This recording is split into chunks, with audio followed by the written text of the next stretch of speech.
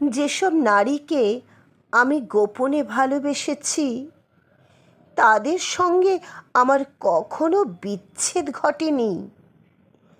পক্ষান্তরে আমার প্রকাশিত প্রেম সমূহ পূর্ণ হয়েছে বেদনায়, বিচ্ছেদে।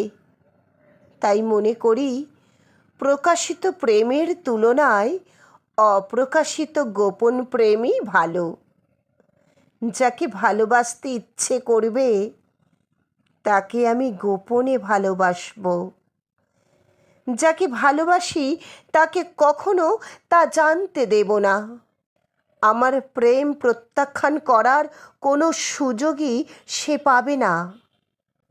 আমি তাকে ইচ্ছে মতো ভালোবাসব, প্রাণ ভরে ভালোবাসব, যত দিন খুশি, যতবার খুশি ভালোবাসব।